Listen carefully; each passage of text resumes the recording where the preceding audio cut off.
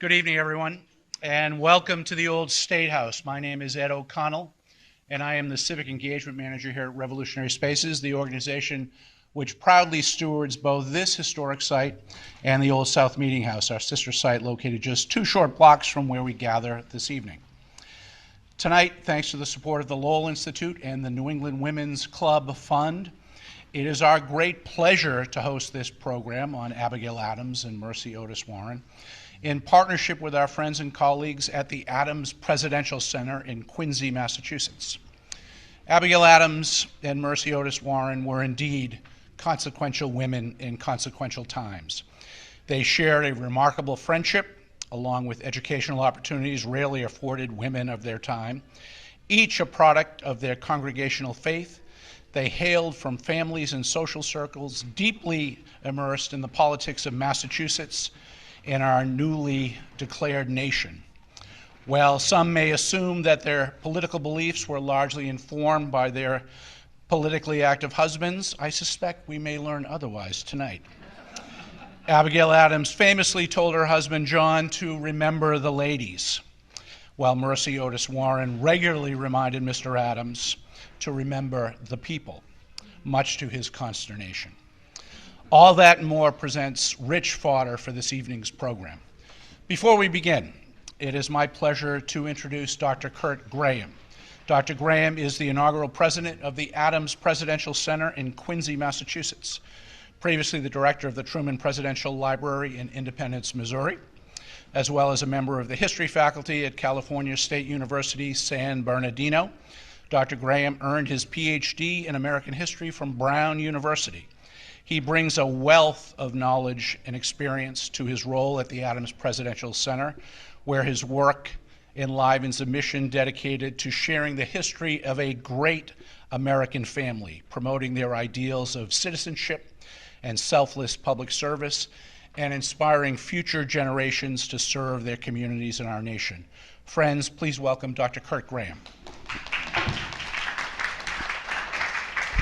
Thank you, Ed. Thank you, Ed. Thank you so much. It is indeed a pleasure and a privilege for us to be here participating tonight in this wonderful program. We know the folks on the panel, and we're very excited for you. We know it's going to be a great opportunity, a great discussion. It's such a privilege to be here in this historic place and to be able to partner with such a great organization as Rev Spaces. We understand how important it is to collaborate, and we are so grateful to have this opportunity. I walked in here tonight and I thought, wow, think about the people who have been in this space, including our own John Adams, of whom we are so proud. And of course, we'll talk more about Abigail and the rest tonight. But I wanted to tell you just a little bit about the Adams Presidential Center. We are a nonprofit civics education organization in Quincy, Massachusetts.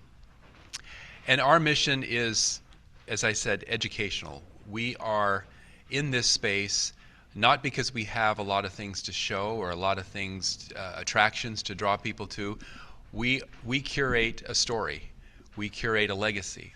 And we are interested in sharing that legacy with as many people as we possibly can. So our work is educational in terms of K-12 curriculum and those kinds of things, but also the public square, being out with people like you and talking about important history and remembering why that would matter to us today.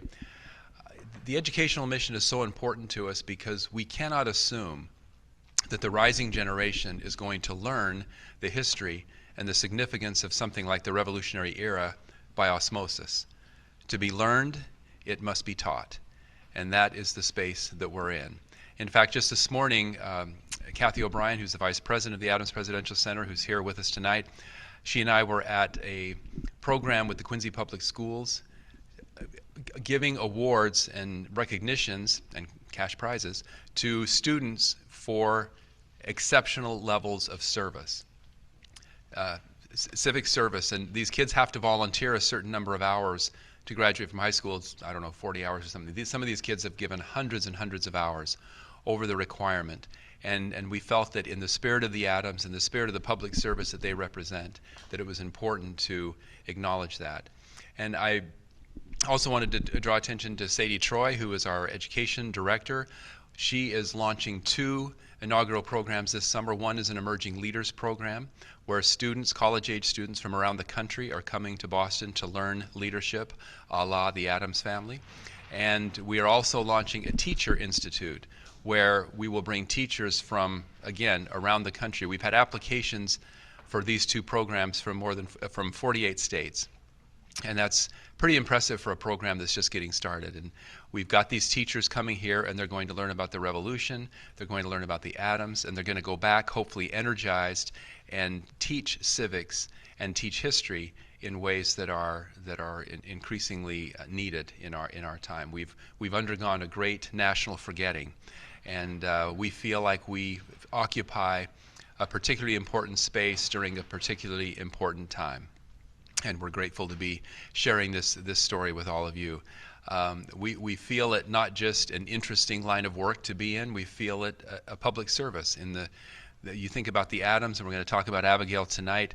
How many years of their marriage, I think it was 11 years, I'll be corrected here, but that they spent apart for him to be able to serve, and she did things that were beyond what women in that time were expected to or even allowed to do. And so it's really an incredible legacy, a great marriage. And we always think of John Adams' famous quote when he said, "Our obligations to our country never cease but with our lives." And that's how we feel about the work that we do. We feel like it's more than a job. There is an element of calling to it. There is something beyond a vocation, because we realize the importance of this work, and we're so grateful for other organizations, the Massachusetts Historical Society being one, Great Podcast being another, but certainly Rev Spaces and other friends in this space. We're not like corporate America. We don't compete, we cooperate. And we get a lot done doing that. So again, thank you so much for having us here. We're so honored and feel privileged to be a part of this program, to be helping to sponsor this, and thank you, and I hope you have a wonderful evening.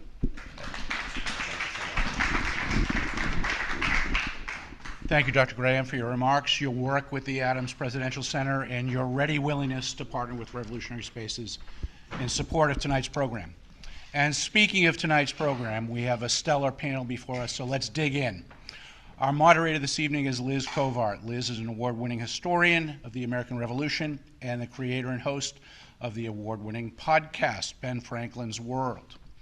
Her work aims to lessen the polarization of American political and cultural factions by building a shared community interest in early American history. Joining Liz tonight is Sara Georgini. Sara is the series editor for the Papers of John Adams, part of the Adams Papers editorial project based at the Massachusetts Historical Society, where Sara has worked for nearly 2 decades. She's the author of Household Gods, The Religious Lives of the Addams Family, and the forthcoming Our Library in Paris. And joining Liz and Sara this evening is Nancy Rubin Stuart. Nancy is an award-winning author and journalist who specializes in women's history, biography, and social history. A graduate of Tufts University, Nancy published, to much acclaim, The Muse of the Revolution, The Secret Pen of Mercy Otis Warren, and the Founding of a Nation. Nancy presently serves as executive director of the Cape Cod Writers Center. And so, my friends, I give you 3 women of consequence to discuss 2 women of consequence in the frame of their singularly consequential time. May you find it to be of consequence. Liz, the floor is yours. Well, thank you so much for coming out this weekend, this evening, and attending online. And of course, what Ed forgot to say is we're in a room of consequence, because I think if we go back to what John Adams said, this is where the child independence was born. So it'll be very fitting that we talk about these 2 remarkable women. Before we dive into their lives, we've heard the names Abigail Adams and Mercy Otis Warren. But so we're all on the same page here. I wonder if we could start by talking about who these women were, like who are these women that we need to have in our mind tonight? And I wonder if you could start by briefly telling us who Mercy Otis Warren was. We'll go in order by age in the partnership, and then move on to Abigail Adams, who was the younger friend in the partnership. Sure, thank you. Mercy Otis Warren is, well, her tagline is she's the first female historian of the American Revolution. But she was unusually well educated. She grew up in the Cape. She was well educated because for somehow or other she teased her father enough that she got to be tutored with her older brother, James Otis Jr., who, by the way, had his trial here against the British government in this very room. And it was here the child independence was born, as Adam said. So she was educated for Harvard, and she read everything. And when he came back from Harvard, because he was a few years older than she, he brought his books, and she studied those too. She married, she had 5 children. She was writing nature poetry, perfectly respectable for a colonial woman, staying out of trouble, staying below the horizon, not being involved in politics. But as things heated up, the Sons of Liberty, her husband was a sheriff in Plymouth, was a good friend of John Adams. So John Adams would stop there in Plymouth on the circuit. And they became very close. Sons of Liberty were being held secretly in Plymouth because it was away from the British. And she sat in, she hosted these meetings. She sat in the chimney corner where good colonial women did after providing the meal. And she began to talk. And Adams became fascinated with her erudition and her brains. And he encouraged her right from the beginning to start writing. I'll be quiet now because we have a lot more to say. But that's Mercy Otis Warren. She's not well known. She's part of our, what Dr. Graham called our national forgetting. So that's a great segue to another woman who turned John Adams' head in an intellectual sense, to Abigail, who grew up as the middle sister. She grew up in Weymouth as a prominent clergyman's daughter. She is kind of a born revolutionary and an undying radical. She mines her father's library for dissenters to read from a young age. She works her way through her brother William's Harvard reading list, doing more of it than he ever did, and really self-educates herself about the politics and the transatlantic ideas of the day. Like Mercy, she's an ardent consumer of, I think, intellectual currents from afar. She certainly would have marked this site that we're sitting in tonight as a turning point in her own political education. It's here from, as she calls it, the balcona, or the balcony of the old State House, where she hears the Declaration of Independence read, and she has some thoughts about how it could have been better and how our course from revolution to republic might go. I don't think it's too much of a spoiler alert to tell you that both of these women would become ardent revolutionaries in their own right. But you've both mentioned something important that seems pretty unusual in the 18th century, which were these women were highly educated. They're also both born in Massachusetts, which valued education in a way that other colonies might not. You know, we're here in Boston. They formed the first, the Latin school for boys and then for girls. So I wonder if we could talk a little bit about the role that Massachusetts and their upbringing in Massachusetts and its views on education played on shaping these women and their eventual political views. Yeah, I mean, Abigail loves to read radicals. She's especially interested in anyone who goes up against the Church of England, goes up against corrupt government. She is in kind of a Harvard atmosphere, you know, her brother's in it. The guy she ends up marrying goes to Harvard.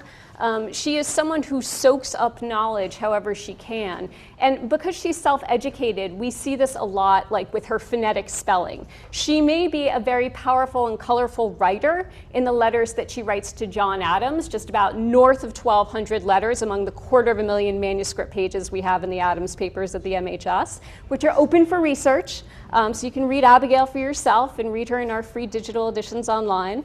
But she is someone who cares less about the perfection of how she spells and more about the eloquence of the argument she's developing. And we see her start to really have a nuanced political education that she puts to great use in her correspondence with John Adams and others like Mercy over the years. And when she starts up a correspondence with Mercy, when they get to be friends, at first she tries to emulate Mercy's writing style, and she's a little too flourishy. She kind of overdoes it a little bit, but she is such a big fan of Mercy and Mercy's own literary style that she absolutely dives into that as well. Yeah, thank you, Sarah, for that. Well, Mercy, as I say, was really educated for Harvard, you know, in a sense. She was imbued, by the way, especially once her older brother came back from Harvard and they started to read John Locke and about the rights of man and all of that entailed that people, the government is only really subject to the will of the people. And she became very impressed with that. Now, I have to say that her own family had a long history of that. Her father had been involved here in the General Court, the Assembly. He had certainly locked horns with Hutchison, who eventually persecuted him, and the whole family. But he had locked horns a long time. So she had a lot of knowledge and a lot of personal information about what that was. So it's almost natural, given her erudition, given her brother, who, by the way, was really very important. He was John Hancock's primary lawyer and so on. He was affluent here, very affluent, but yet he turned against all of that at the time. Hancock was still not involved at that point in the Revolution. He turned against that because he became so fervently convinced that the British Constitution, which he knew very well, he was very brilliant, that that things were being violated here. Tragically, when he was beaten and brutalized by the British soldiers, he had been speaking out against them in the 1760s, including here and much later. He could no longer communicate or write to the Whigs and the Parliament what was happening here during the 1760s. And so when he could no longer do this, he fell into mental illness because he was so brutalized. His brain and his head was actually, John Adams said that the wounds were so deep he could lay a finger in his forehead. So he was sort of sent off to farm because he wasn't well. Mercy had to take his correspondence up, and it's then that we finally begin to hear her voice. And then she's speaking for her brother, but then, of course, because of her own knowledge and her own, her husband was involved with the Sons of Liberty, as I mentioned before, and she knew them. And she knew many of them, it was natural for her to become involved as a spokesperson. However, she was a woman, and education for a woman was considered a scourge, utterly useless in the 18th century. What good was a learned woman? She couldn't be a proper wife and mother. Why was she involved with these books? That's another story. But Mercy then began to write in her own, not in her own name. It took a long time, we'll get to that later, when she finally could put her own name on her own publications. Nancy, I think you bring up something that's so important for us to remember, which is the power of these kinship networks that fuel revolutionary momentum. The Warrens and the Adamses are working in tandem for some time, right? Absolutely. James and Mercy, John and Abigail. This is a pretty powerful quartet, whether they are arguing anonymously through plays or, around Boston, quite very much in public. And I think this kind of thing that you're keying into here that's so important is when we look at the story of the American Revolution, look at family letters, look how women are talking to each other, because some of the richest and most radical views are shared between Mercy and Abigail. Yes, they are, and they talk about how women have to maintain their place. They talk about it in a joking, whimsical way. I mean, later, of course, Abigail does remember the ladies, and the response, of course, is that he treats it as a joke. But also that they know what is happening. They're witnessing it. Mercy, at one point, writes to Abigail and says, "Look, there's a regiment here, right here in Plymouth. I mean, things are getting pretty real." And she's worried for her own children and the good of other people's and their sons and so on. So you get a very private but very public view. She isn't just up in the clouds about rhetoric. It's happening right then in front of them. So, and it's happening for Abigail too. Abigail, of course, has to struggle alone on the farm and raise the children when John, and she's not equipped to do that, as brilliant as Abigail was, and she begins to find her voice. And some of this really sharp back and forth that they're having doesn't go away with the revolution. Abigail's comments to her sisters in their private correspondence in the 1790s and 1800s is some of the most really fascinating, incisive commentary on what a government should look like. Now, Mercy, I don't want to jump on you, Liz, or jump too far ahead, but Mercy knows her way around what she thinks the Constitution should look like, and so does Abigail. So really looking at women's voices and women's writings in this period, it's so critical for what we know about the Revolution.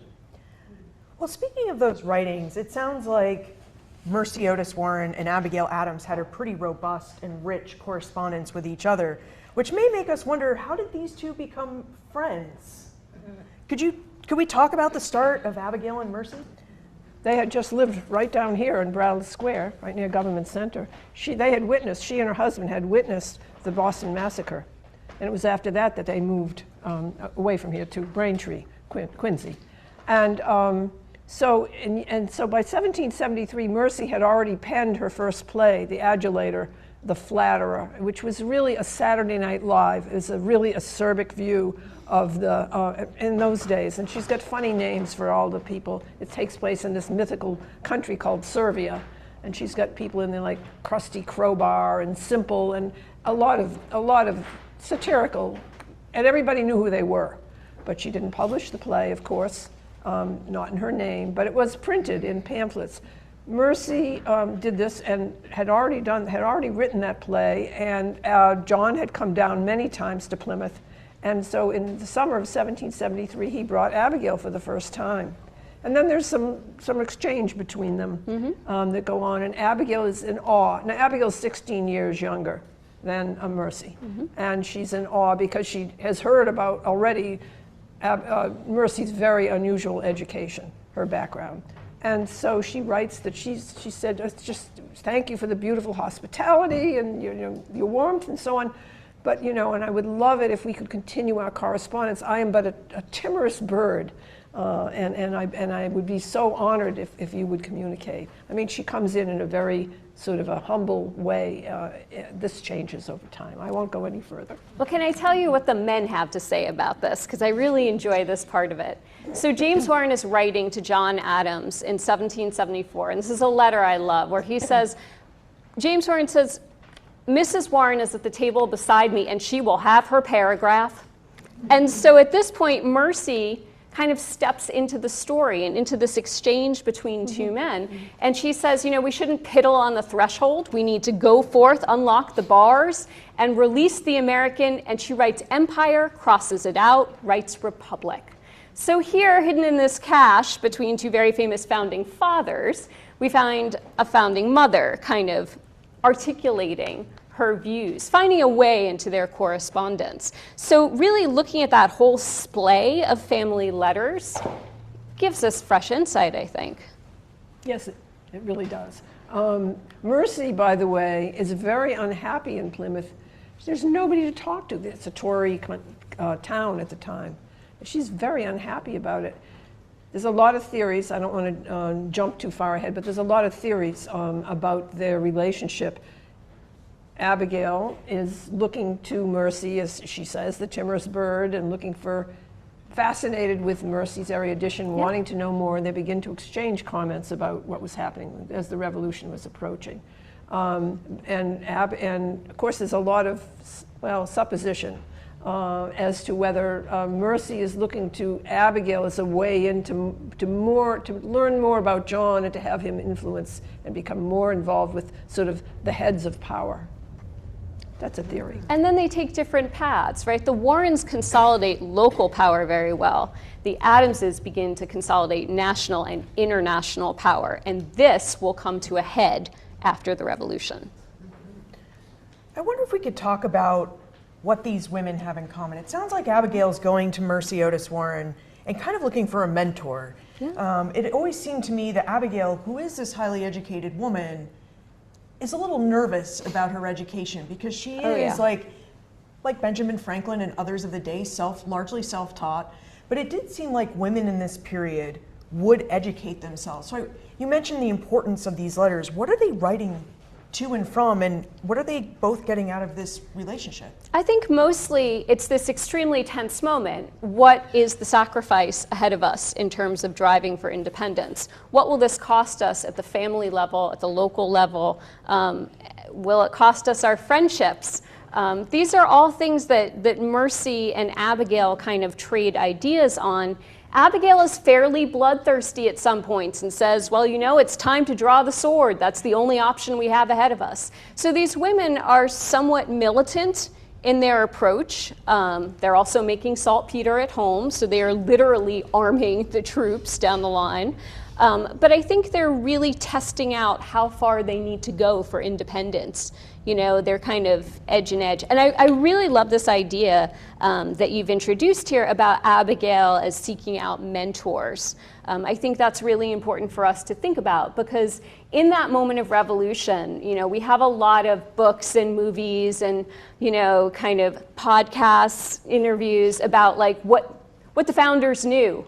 I love what they don't know, what they are learning on the fly, what they have to do in order to tear down a corrupt government and build a new one. It is really interesting to see what they reach for intellectually and culturally to do that, the friendships that they make. And Abigail and Mercy give us a sterling example of that back and forth, I think. They do boycotts of goods and creating homespun and making tea rather than British tea. They organize some of that with other people. So those are the small ways. They also talk about educating their children. They do share some child rearing. In fact, they share a journal. Well, it's a treatise, which Mercy shares with her. At first, Abigail sort of looks up to her because Mercy has 5 children who all seem to be doing very well, at least for a while. And her children are very young. And she, with John at the Continental Congress, she's left to raise these children. So at first she looks upon her as, you know, this great example. Mercy, it's been said many times, was rather aloof and distant in a certain way. It sort of speaks with the voice of authority, which is very intimidating to Abigail. But as things go on, as the revolution becomes, you know, more bloody, shall we say, and it's more harrowing for them, they unite on what does this mean, and they exchange ideas about what will that mean for the future, what will it mean for their children, what will it mean for their country.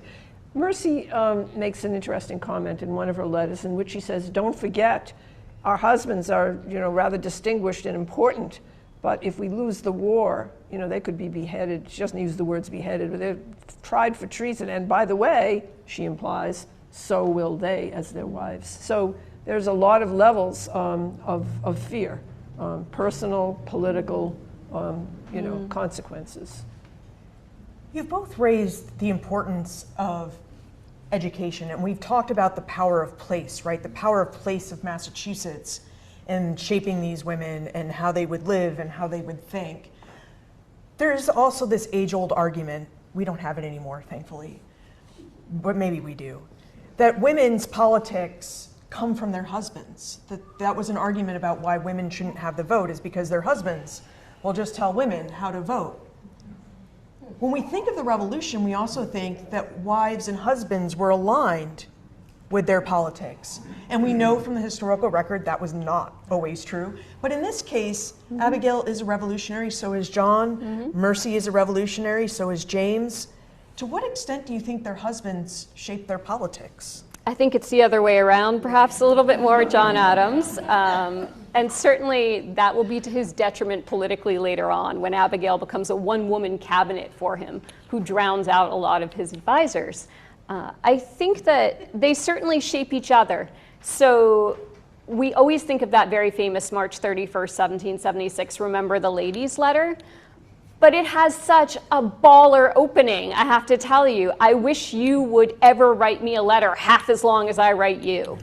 Okay, so immediately we're in it. We have a sense of their relationship, and we know that they go back and forth like this. Sure, they'll say, my dearest friend, for most of their letters, but there's certainly a real litigious vibe to how they're working out some of their ideas in correspondence. So I think because you have this marriage of intellectual equals, and I think we probably see that with the Warrens as well, you have a really complex dialogue to uncover in the historical record. Now, when it comes to their political views, they will quote each other back to each other. They will mess with each other's citations and past arguments.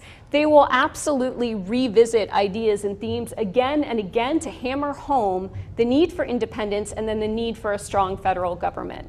So they develop, I think, not so much disparate political views, but a political language. And this is something that's so interesting that we see in that arc from the Revolution to the Republic, how people talk about politics, how they engage, regardless of gender, regardless of marriage, and when they feel that they need to push the envelope a little bit, literally sometimes in their correspondence. Well, a few things about Mercy that are really fascinating and that make people pretty angry when they read further into this. And one was that Mercy really pushed Abigail to let John go, not only endlessly to the Continental Congress, but also to go overseas. And she says to him, great advantages are often accompanied by great, inconveniences. And yet, Mercy, despite her fiery and much more open, well, mostly through writings, open advocacy of a wider view, because she's always quoting history. She's always quoting from the past about how humanity is always swallowed up, no matter what the revolution is, they're always swallowed up endlessly by greed and avarice and parochialism. But Mercy, she first is very upset with John, James, her husband, because he's going up to Plymouth. He's always going up to Boston and leaving her alone with the 5 children. And then later, of course, she becomes embroiled in it. He seems to be a more, well, let's say he's a more temperate person than Mercy, for sure. You can see it in their portraits, the Copley portraits of them from 1763. He's more mild-mannered. John is continually pushing him to go ahead and become the Major General, to go south with the army, join the Supreme Court, to do many other things, and he keeps saying no. But then Abigail writes that she keeps asking him to do that, and no matter what, and he says he can't do it because of she thinks because of his lady. So, Mercy is encouraging Abigail to go ahead and do all of this on her own, raise those children, run the farm, do everything, let John go to Europe. First, of course, it's always Philadelphia, then it's to Europe. And yet when it comes time for James Warren, Major James Warren, to Major General James Warren to go south to New York and the other offices, he will not do it because she refuses. And her rationale is, I'm 50 years of age, and you're much younger and you're much stronger and you can do this, and we're older, and so we can't, and I'm more frail. So it's a very interesting, whereas Abigail becomes her own person, and Mercy does too in a different way. Despite all her rhetoric, Mercy's rhetoric and her powerful prose and her powerful arguments, she really, when it comes to the personal front, she isn't going to do it. She's not going to let James do it. This is something that I've wondered, and maybe this is wrong on my part, but I read these two women as having ambition, especially for their husbands, but also for their families. The way that Abigail educates John Quincy Adams and is always advising John. The way that Mercy Otis Warren writes her plays and correspondence and speaks the good fight for the revolution.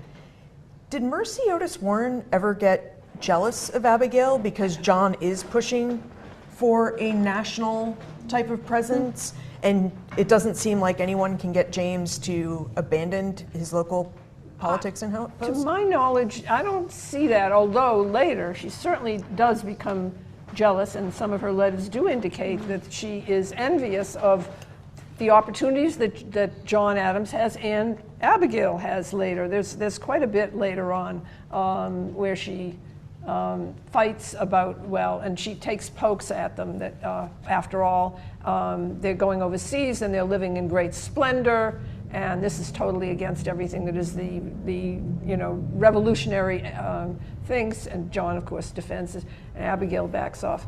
Abigail, I know we're going to go into this, but Abigail has increasingly become her own person, not only by virtue of having to deal with everything here in Braintree herself for many years, but also she is far less, and there's a little bit of scorn, a little bit of sarcasm about the fact that she won't let her husband participate in all the great events of the day. So yes, there's a lot of tensions that arise. This question of ambition is a great one because Abigail does not manage it well. She says when she's about to become what is later called First Lady, a role that is unpaid, undefined even then, my ambition is not to be first in Rome. Which begs the question, what exactly is your ambition? So she is very much in charge of the optics in John Adams' White House. She is good at planting political essays in the newspapers. She is good at having just the right dinner conversation when it needs to be had. She is someone who is adroit at working as a political influencer, kind of. And she's also really good, I think, on a note of ambition in terms of securing some kind of financial independence for herself. She mines every loophole in the age of coverture. She finds a way to buy and sell property. She finds a way to speculate in bonds and make her own money. If you look at her will, she front loads women as her heiresses. So this is someone who is ambitious in between the cracks and crevices of a society that is not built to help her. And I think Mercy does the same thing. She finds a way through and a way around. And if that makes them ambitious, so be it. Mercy Warren, I think, modeled herself on Catherine Macaulay, the historian Whig from England, before and during and after the Revolution. Became actually quite a good friend of hers. Macaulay wrote an eight-volume history, a Whig interpretation, history of England, which made her very famous and infamous. And I think that is where Mercy is ambitious. Abigail really talks more about, she's ambitious for the nation, but not, as you said, for anything public. She wants this for the nation and for the good of man and for her own family. That's all. Yeah. But Mercy has a wider view, a longer view. It's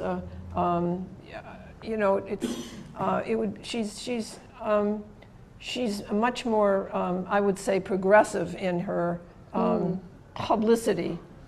Yes, it's not bylined for a long time. Not until 1790 does she finally publish in her own name, and then it's poems and some plays.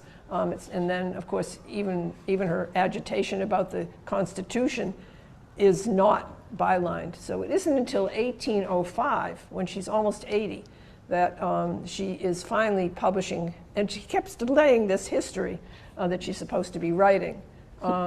Adams had wanted her to write it. Abigail had wanted her to write it, and she did very slowly and hesitated and put it away and so on. She had eye problems from smallpox and inoculation and so on, variolation and so on, but that's beside the point.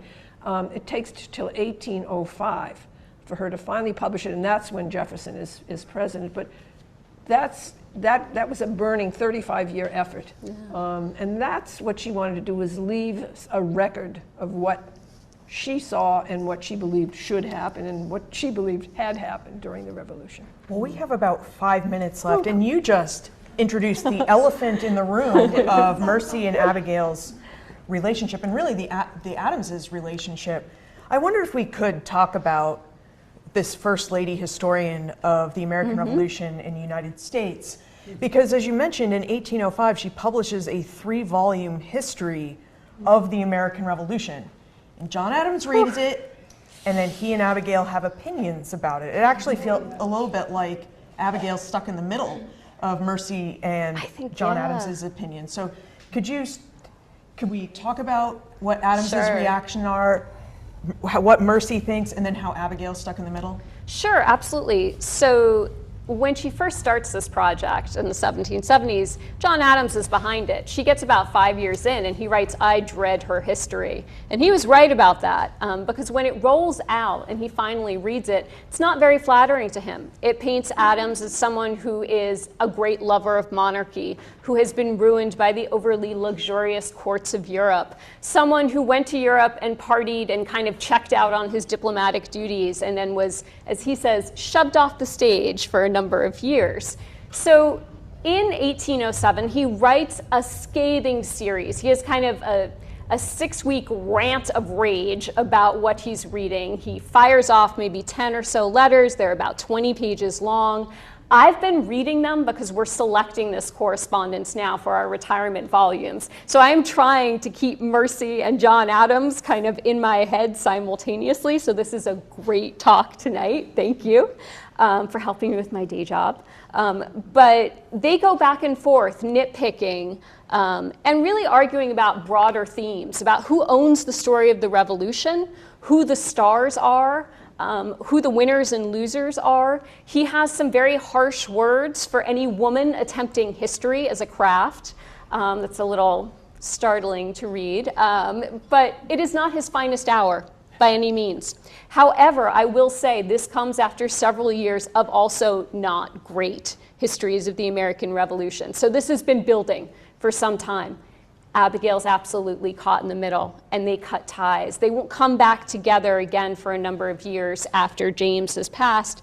And when they do, it is because they have shared this experience of the revolution. They trade, to seal the reunion, some incredible jewelry that you can see in our 1776 exhibit right now at the MHS. And it's gold with seed pearl and hair and engraved to kind of like commemorate their coming back together.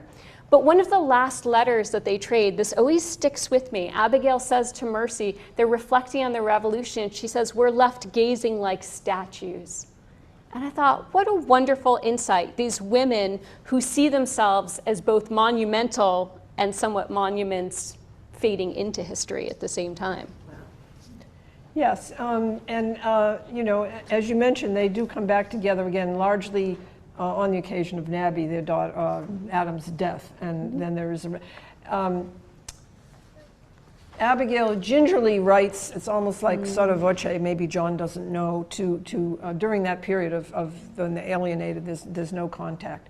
But what comes up at the end, after Nabby's death, is the memorabilia about what the revolution was about and what the great experiment was, and how they had participated in this, and how, indeed, by then, things was, all right, we're talking about 1812, 1814, things are pretty shaky all over again. But this great experiment had actually come to be. And that's really how it ends. Mercy has, of course, the last favor she asks of John, which is to please ride from Quincy to the Boston Athenaeum and put her name on her most famous and most incendiary play, The Group, to the Boston Athenaeum. And John does that for her before she dies, and she dies just 2 months later. But yeah, their differences in many ways are personal, because there's a lot of unpleasant things that happen, particularly between the two men, over what a republic should be and what a nation should be. But in the end, that great experiment survived. Well, just before we open it up to the floor, we are in the 250th anniversary year of the Declaration of Independence, 1776. 250 years later, how should we remember these women and their contributions to the independence movement? Loudly. I think we should interrogate their ideas. We should really think about how they engaged with each other. They came from such similar political perspectives, then were pulled apart by party politics, then came back together again to think about the cultural memory and the legacy of the revolution.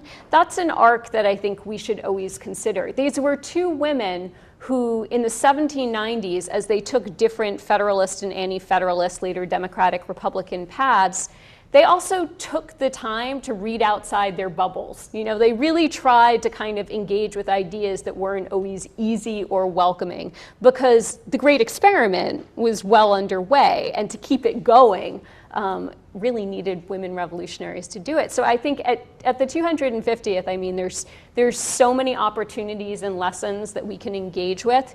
Read more women writers would be my takeaway. That's true.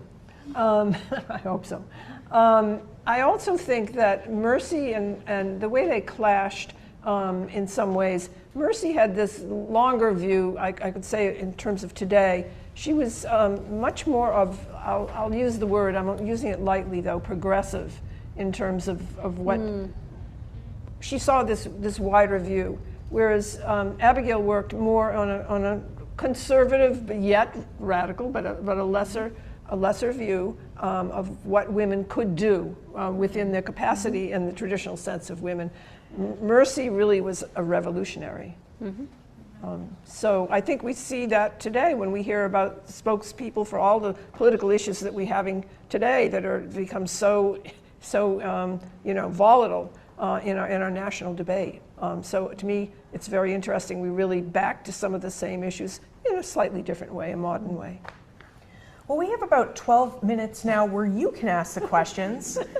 Yes, you have a question? So, hi, Nancy. Hi, Carol. I'm a great fan. Thank you. And I probably read this in your book, so you talked about a lot of correspondence about letters. What about the meeting in person? I think that I read that She did live in Thomas Hutchinson's house for a while. It's no longer there. No. And that she would visit him on the way to Watertown. Well, she always visited Abigail on her way to Watertown, where the Provincial Congress was meeting, and once bloodshed broke out at Lexington and Concord, and the Provincial Congress was officially there, she would stop and she would ask Abigail, because she was writing her quotes historic page, the early parts of the history. She would try to get what she could from Abigail about what she knew from John. On the other hand, she was also feeding, when she went to the Provincial Congress in Watertown, she was also feeding John what was happening in Boston, because he was in Philadelphia. So it went both ways. But yes, she did. She visited often with Abigail. Abigail's children came and stayed with Mercy to be educated, including John Quincy Adams and Nabby at various times. They shared their children, and they shared businesses. They shared a little importing business, where John would send things to Abigail, and there was quite a bit between them. You did convince her to help her sell things. Yes, and there's a lot of, there's one point where Abigail asks her, she said, you really don't belong in Plymouth, you belong in a place where there's more society and more connection with the things that are going on. She really was concerned about her. So, yeah. Yep. Other questions? Yes. I don't have a question, I have a quick, really sweet story, but I took my mom when she was in her 90s, she lived to be 104, and to the Adams homestead, and it was in the fall, and they told us that John would bring back apple tree saplings, and that their orchard was filled with all these different apples, and you could go into the orchard and take the apples that had fallen on the ground. And so my mother and I made apple pies from Abigail. I love that. I'll need the recipe. They still do it, but it's worth a try. I'll need the recipe. That was a favorite of Abigail's, to make like an apple pan dowdy, which was, it's very Adams of you. Thank you. All right. Other questions? Or stories? Yes. I think you made a comment that there was some reference that the British were not behaving according to their constitution. So that, and they don't have a written one. Were they using a written one? I'm just wondering. No, it's meant loosely. That it was a collection of obviously case law over and events that happened starting back with King John and the Magna Carta. Yeah. So I mean, it was unwritten, but it was, they were very, John Adams and they were all very knowledgeable about the British law, about the history of British law. Yeah. Yes. Okay. Are the plays that Mercy wrote still available? Yes, Yeah. they are. And they're In a good fact, read, too. Yeah. In fact, we started the Mercy Otis Warren Society a few years ago. So we've, been in Plymouth. So her home is still standing. In fact, it was just sold to another couple right by the Eel River. And apple trees were there until rather recently, speaking of apple trees. These women were reading the British authors then? Because we always hear of Jane Austen, but there were a lot of other ones which were even more political and philosophy. I'm sure they were reading some, although obviously during the Revolution. And women authors. Yes. Well, it was, but not really until the 1790s did women have their names on anything. And that started in England. That didn't start here. It's because of Elizabeth Montagu and the Bluestockings that Mercy and other people, Judith Sarton Murray here, started to put their names. But yes, they did. Other questions? Yes. Did the Mercy know Susanna Haskell Rosen? I'm sorry, what? Did Mercy? Susanna Rosen? Yeah? Did she know her? I don't know. That name isn't ringing a bell to me. She was from Plymouth, I believe. I don't know. I was wondering if they knew. I don't know. I know Mercy was not happy in Plymouth during the Revolution. She felt she was surrounded by Tories. She was friendly enough. She went to church, but she could not confide. Abigail was the person, and a few others. Hannah Winthrop and her husband was a professor at Harvard, and a few other people, but not in Plymouth. Sadie? Yeah, I was really taken when you were talking about their letters back and forth about kind of knowing not only like the political moment that was coming, but the sacrifices that were on the horizon, and even mentioning that they have the comment, I mean, I think we all know the Declaration of Independence where we pledge our mutual honor and our lives. The men knew that, but I'd love to hear more about just not really ever thinking about that the women knew their lives were on the line too, and, Yeah. and what that meant, because with their families or the sacrifices they were making. Yeah, so I think of Abigail's correspondence, but I'm thinking of a letter that was sent to Mercy Otis Warren in 1776, just as everything is erupting. John Adams is publishing his thoughts on government. Thomas Paine's Common Sense is flooding people's, kind of revolutionary ideas through the cities. And it's a letter from Hannah Winthrop that's in our show from MHS. And she is writing to Mercy, and she talks about the cost of what might come next. Now, Hannah Winthrop has been involved in the boycott. She is married to a very well-connected Harvard professor. She's a Winthrop. So, she's someone who's really deeply embedded in these political networks, same as they are, over a multi-generational period. And she says that what they will have to weigh are the rivers of blood that will come with the horrors of war, or the horrors of conscience if they don't. So this is a very stark kind of contrast that women are facing, but they're also able to articulate in, I think, really beautiful language that may not see the same light of day, as you say, in really well-known stories that prioritize maybe their husbands' voices. But it's a striking letter for so many reasons. When we think about Mercy and we think about, being the muse of the revolution, yes, she is guiding the pen of so much of it, but who is writing to her? Who are the voices in her head? So often they're women like Hannah Winthrop or Abigail, who we should listen to more as well. Yes, and I also have to say that in many of her second and third well-publicized plays, The Defeat and the Group, she talks about the first time I've heard this in history, maybe it's there before that, but she talks about the cost for women and families and children in very graphic terms about what war will mean. It's the first time you're hearing that. Before that we're hearing about the men and the bloodshed. Now we're hearing about women. And there are letters. Hannah, I think, actually writes one about, a terrible one about not only describing the women who were fleeing Boston when the British came in and occupied it, but also about some terrible massacres of the British soldiers, rapes and murders of women. So we're hearing about this sort of for the first time, I think. These women are incredible frontline correspondents. They really give us such, I think, a deeper look at how things are unfolding and what the price of freedom meant, and whether or not all of the liberties that they were pursuing were actually going to come to them as well. That's another program entirely, I think, but thank you. We have time for one last question. Do we know what these two women wanted in the future for women, or did they not even think in those terms?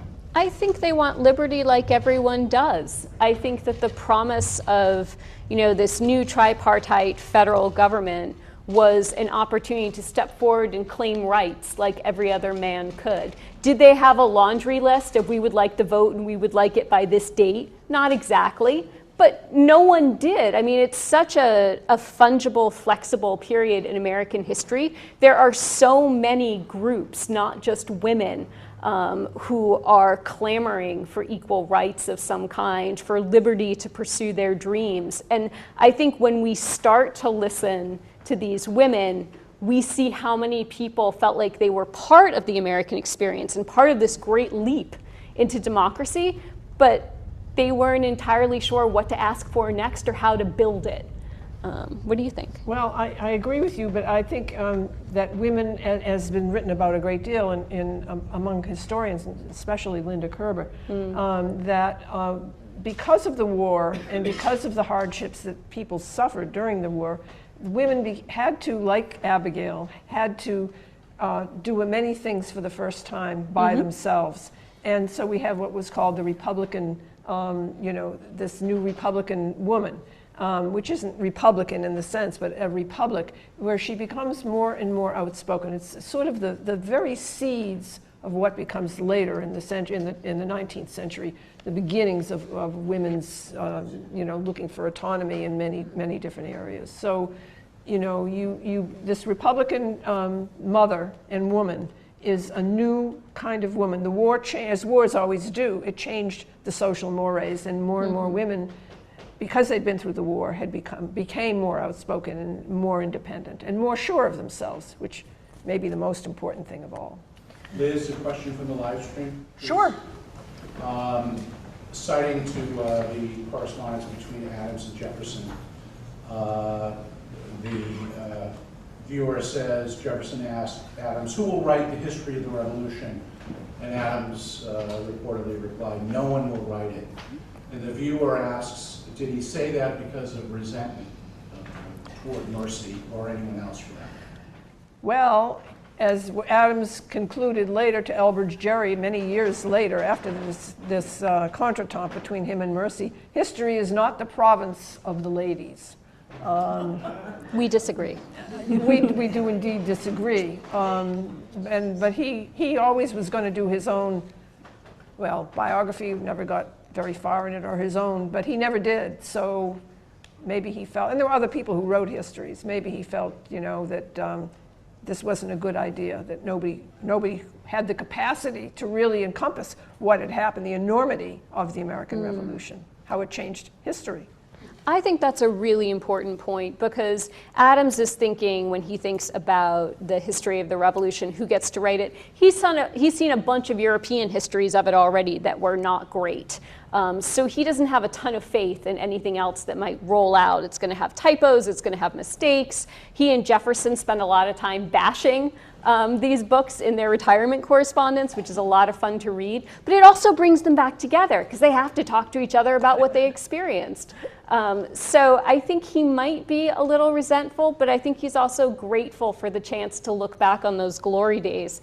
We have the last letter that Jefferson ever wrote to Adams, and it's introducing a grandson who's passing through, and he says, I'd like him to meet one of the last great Argonauts of the Revolution. And so there's this kind of mythical quality that they're already kind of monumentalizing themselves toward the end. So whether it's those two, or it's Abigail and Mercy gazing like statues, we have to kind of think about how to animate the obelisk to make the statues talk and walk and come alive and complicate that history for us. Well, and lots of historians do too, because think about how many books we have about the American Revolution, and yet we always claim there's something new to find out. Yes, there is. Well, thank you so much for coming tonight and for asking your questions and joining us.